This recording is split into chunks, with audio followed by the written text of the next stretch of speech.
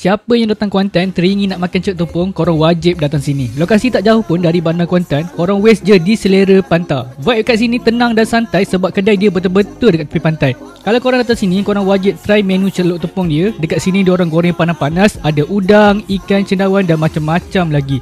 Kalau korang nak sotong, korang boleh timbang dulu, nanti diorang akan goreng panas-panas.